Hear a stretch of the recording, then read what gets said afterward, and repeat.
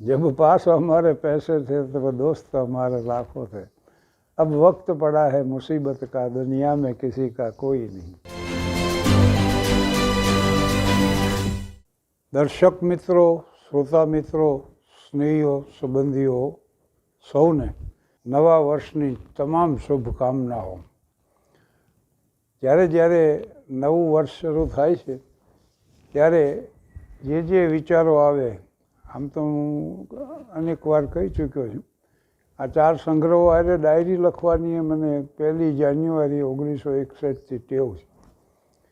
એમાં દર વખતે હું 3 કામો મહત્ત્વના, જીવનમાં અત્યંત મહત્ત્વના કામો કયા, એમાં 3 કામોની નોંધ કરું। પહેલું કામ,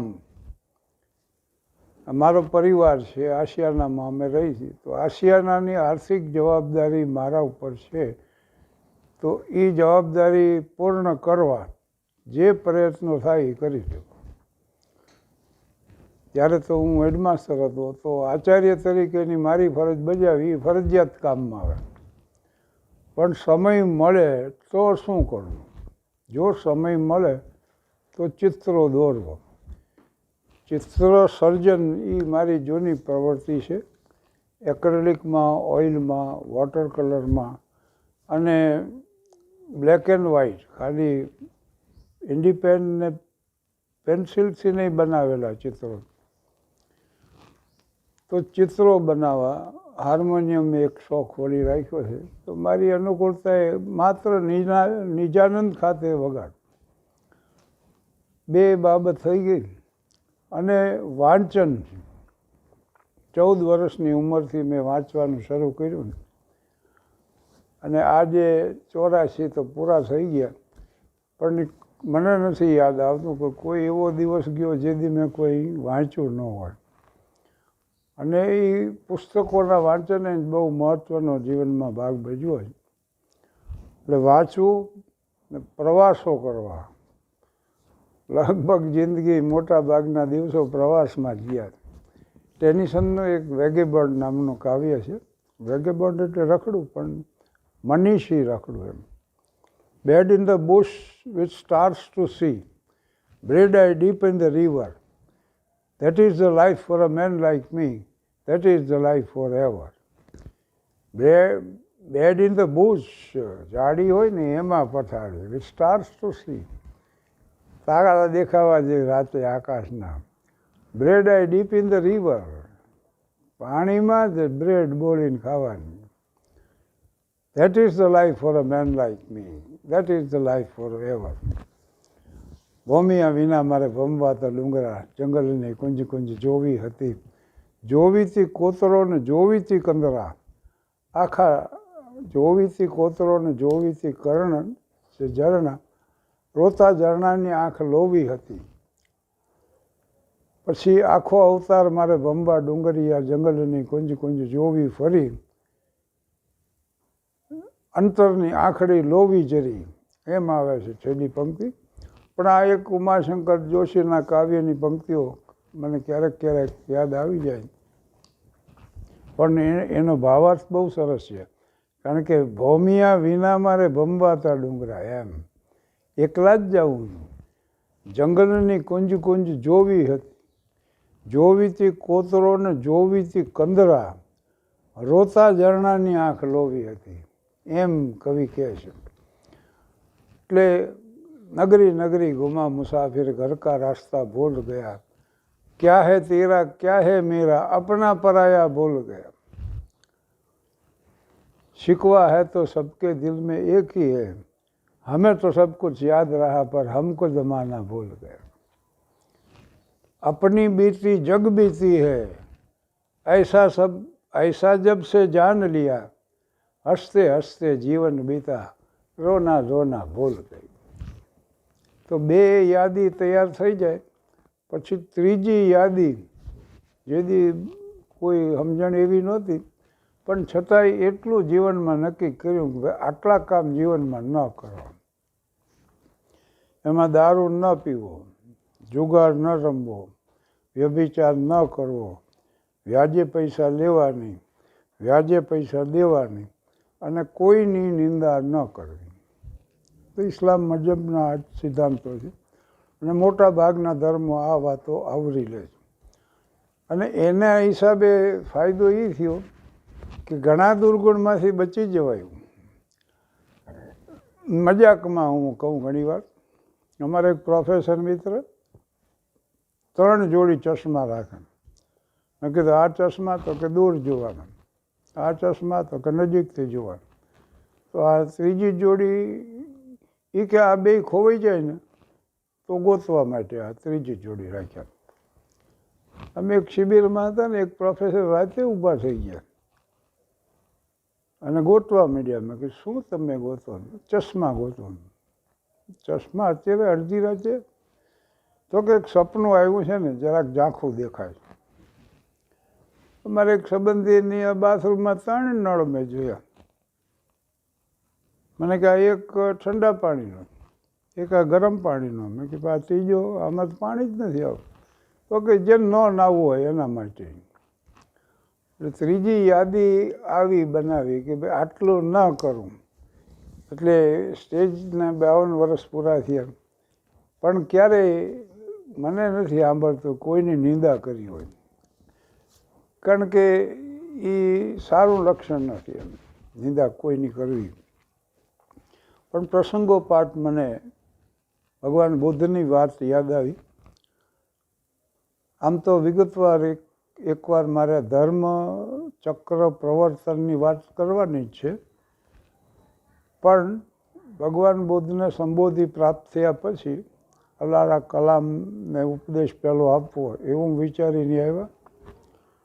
પણ એનો દેહાંત થઈ ગયો. પછી એની સાથે જે તપશ્ચર્યા કરતા ને એ મિત્રોની ગોતમાં આવ્યા. એટલે સારનાથ પાસે એ 5 રહેતા. દેહ દમન જ્યારે કરતા ને ત્યારે બધા હારે કરતા. એક જ દાણો અનાજનો લઈને ઉપવાસ કરવો, એવું દેહ દમનનો અનુભવ બુદ્ધે કરેલો રાજકુમાર સિદ્ધાર્થે. અને પેટ ને પીઠ આમ એક થઈ ગયેલા.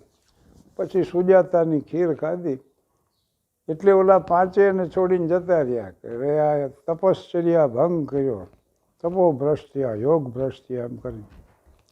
એટલે એમની પાસે ગયા. પહેલાં તો આ લોકોએ નક્કી કર્યું હતું કે એને કોઈ જાતનું સન્માન ન આપવું, એને આસન ન આપવું, એને સત્કાર કરવો રહે. આમ એવું બધું નક્કી કરીને ગયેલા આ 5 જણા. એમાં ભગવાન બુદ્ધે પ્રવેશ કર્યો. થયો ગમે એમ, પણ એક પછી એક બધા એની સામે ભર્યા, પ્રણામ કર્યા, એનું ચીવર સંભાળ્યો, આસન આપી દીધું, એક પાણી પગ ધોવા પાણી લેવું, અને પછી પ્રણામ કરીને એને કીધું. આમ જેનામાં શ્રદ્ધા નહોતી 5 શ્રદ્ધાળુ બની ગયા. પછી ભગવાન બુદ્ધે એના ધર્મની વાત કરી. અને ભગવાન બુદ્ધની પ્રધાન વાત તો એક જ છે, ભલે દુઃખવાદી ઘણા એને સમજે છે, પણ જીવન દુઃખપૂર્ણ છે એમ પહેલો સ્વીકાર કરવો. અને પછી બીજો સ્વીકાર એ કરવો કે એ દુઃખમાંથી મુક્ત થવાનો માર્ગ છે. ઉદાહરણ, પહેલી વાત, જીવનમાં દુઃખ છે એ માણસ કે જો હા, જો દુઃખ હોય તો એનું કારણ હોય, અને કારણ હોય તો એનું નિદાન હોય, નિદાન હોય તો એનો ઉપચાર હોય, અને ઉપચાર હોય તો એમાંથી મુક્તિ હોય. હવે સાંધાના દુખાવો દાખલા તરીકે થયો અને એવો થયો. સફરિંગ આપણે જેને કહીએ છીએ ને, યાતના, તો acute form of disturbance, it is cold suffering. દુખાવો તો થાય, પણ એટલી એટલે જ્યારે થાય કે જ્યારે તમારી પ્રવૃત્તિ અટકાવી દે. એક્યુટ ફોર્મ ઓફ ડિસ્ટર્બન્સ, તીવ્ર હાંધામાં દુખાવા થાય ને માણસ પ્રવૃત્તિ ન કરી શકો, તો ઇટ ઇઝ કોલ્ડ સફરિંગ. હવે એક દુઃખનું કારણ આ મળ્યું, હાલ ગયા ડાક્ટર સાહેબ પાસે, ઓર્થોપેડિક સર્જન નિદાન કર્યું કે ભાઈ આને ની રિપ્લેસમેન્ટ કરવું પડશે. નિદાન થયું, પછી એનો ઉપચાર શરૂ થયો, તો ઉપચારમાં ઓપરેશન. હવે ઓપરેશન થઈ ગયું, વળી પેશન્ટ હાજર થઈ ગયું. એટલે આ શારીરિક દર્દ ગમે તે જાતના દર્દ હોય, દાઢની પીડા ઉપડીને ભયંકર બની, એટલે તમે ડેન્ટિસ્ટ પાસે જાઓ, દુઃખ છે, પછી નિદાન થાય કે આ દાઢ દુખે, પછી ઉપચારમાં કાઢી નાખે દાઢ, એટલે તમને રાહત થઈ જાય. શારીરિક પીડા માટેની આ વાત છે. પણ મનમાં દર્દ જે હોય છે, ક્રોધ હોય છે, ઈર્ષા હોય છે, વાસના હોય છે, અદેખાઈ હોય છે, પૈસાનું પ્રલોભન, એનું શું? તો એમાં જે છે એ જોવું, એ જ એનું નિદાન થઈ જાય. ક્રોધ છે એમ માનવી પોતે સ્વીકારે એટલે એ જ નિદાન, એ જોવું એ જ નિદાન એમ.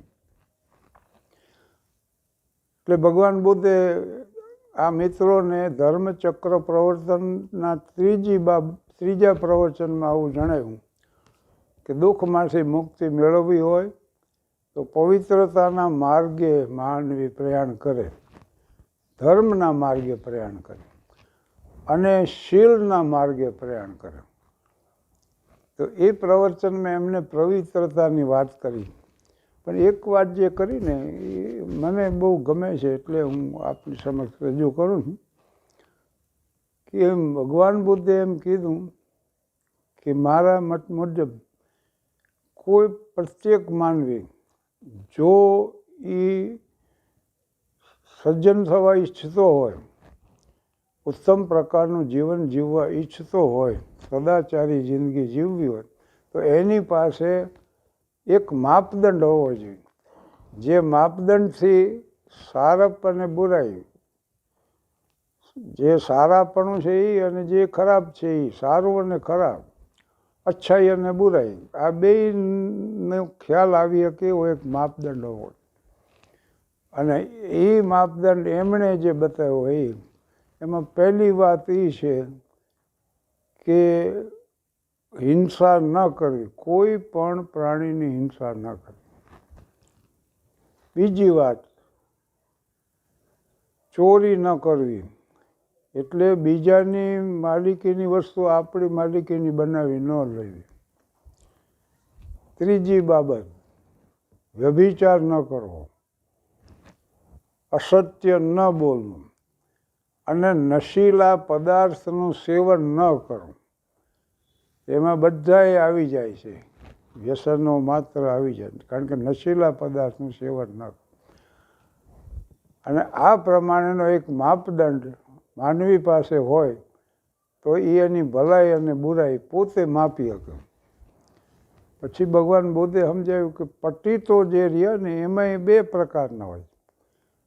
એક પતિત જે હોય છે ને એની પાસે કોઈ માપદંડ જ નથી હોતો, એટલે પતન થાય છે એની એને ખબર જ નથી હોતી, એટલે પતિતને પતિત રહ્યા કરે. અને બીજા પતિત જે થાય છે ને એની પાસે એક માપદંડ હોય, એટલે પતિત થયા પછી તરત એને ખબર પડે કે આ નક્કી કર્યું તો ન થયું, એટલે એ એમાંથી બહાર આવવા પ્રયાસ કરે.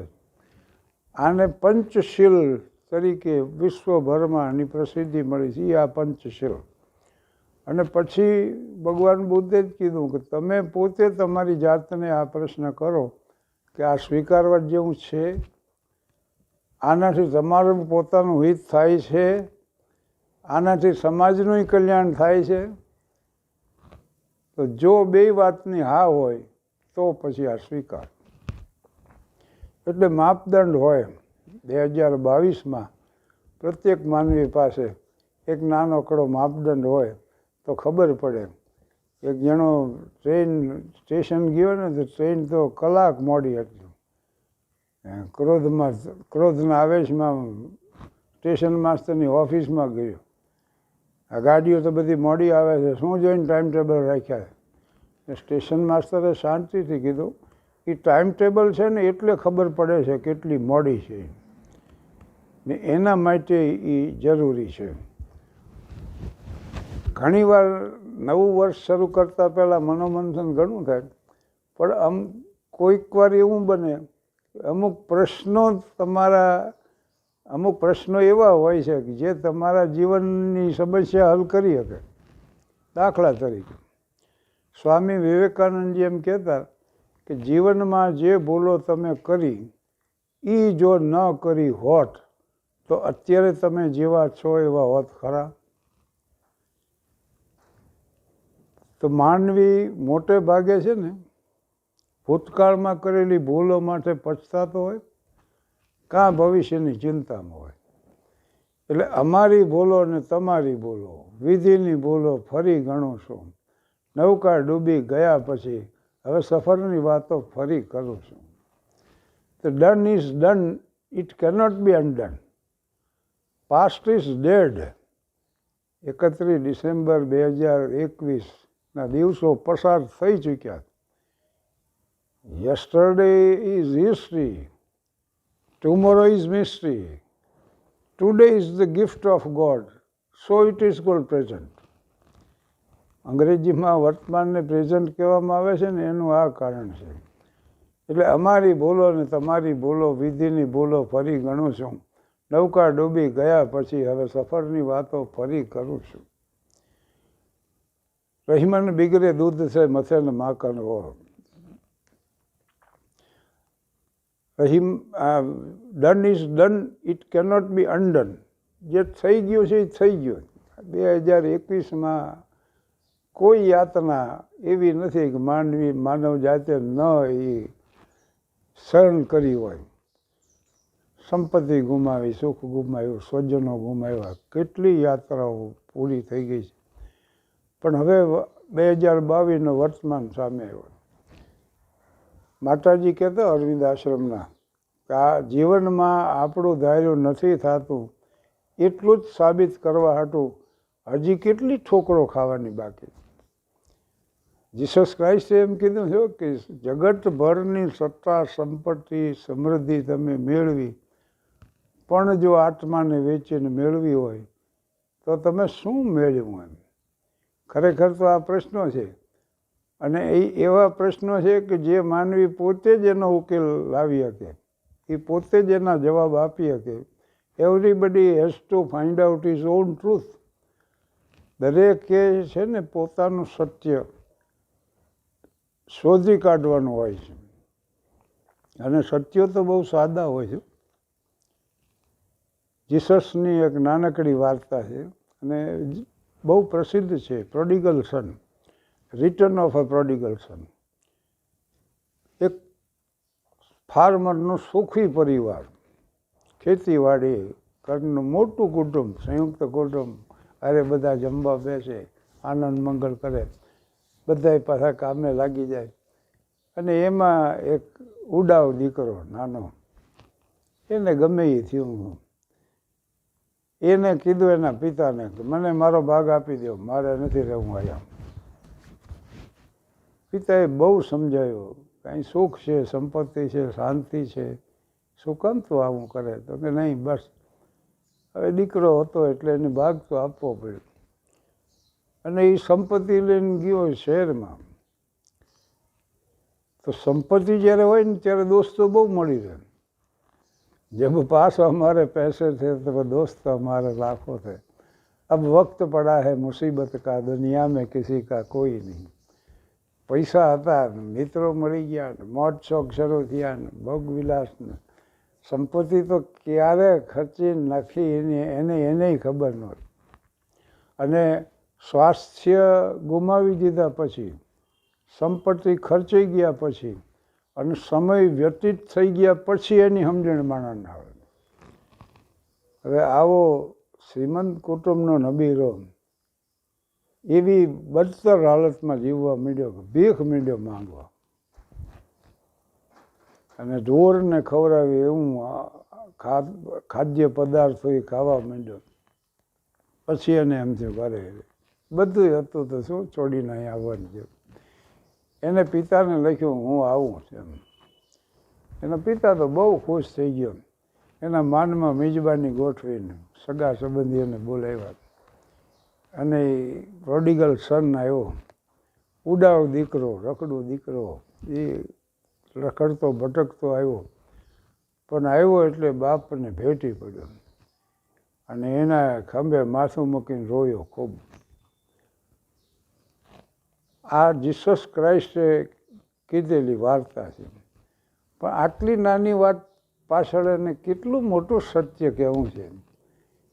જીસસને એમ કહેવું છે કે જીવનના જે રસ્તા ઉપર તમે હો એ રસ્તો ખોટો છે એવો અનુભવ થાય, એ રસ્તો ખોટો છે એવું તમને જ્ઞાન થાય, અને જે દી પાછા ફરો ને તે દી જીવનનો સાચો રસ્તો શરૂ થાય. અને બીજું જીસસને એ કહેવું છે કે તમે જો સાચા રસ્તે પાછા ફરો ને તો આ પરમ કૃપાળુ પરમેશ્વર પિતાના રૂપે તમારો સત્કાર કરવા તૈયાર છે, તમારા માનમાં પાર્ટી યોજવા તૈયાર છે, તમને માફ કરી દેવાય તૈયાર છે. પણ પાછા ફરો. તમે ખ્યાલ આવે એટલે પાછા ફરો. પણ સાદી લાગતી વાત એટલી સરળ નથી હો. ઘણા સમજણ આવ્યા પછી એ પાછા નથી ફરી શકતા. તો રિપેન્ટન્સ જે છે ને ક્રિશ્ચિયાનિટીમાં, ચર્ચમાં જઈને કન્ફેશન કરવાનું હોય, અને આ રિપેન્ટન્સનો અર્થ એ પાછા ફરવું એવો થાય. પ્રતિક્રમણ જે છે, પ્રતિક્રમણનો અર્થ એ પાછું ફરવું. અને તંબા જેને સૂફીઓ કહે છે એનો અર્થ જે પાછા ફરો. એટલે સમજુ થઈને પાછો ફર, ધરતીનો છેડો છે ઘર. માણા હરિની શોધમાં હરિદ્વાર પહોંચે, ત્યાં રખડે રજડે ભટકે, ખૂબ આ યાતના ભોગવે, ખર્ચ થાય ને પાછો આવે. કઈ એને એટલી ખબર પડે કે હરિકો ઢૂંઢન મેં ચલા, પહોંચ ગયા હરિદ્વાર. હરિના મિલે પૈર થકે, હરિ થે મેરે દ્વાર. આભાર.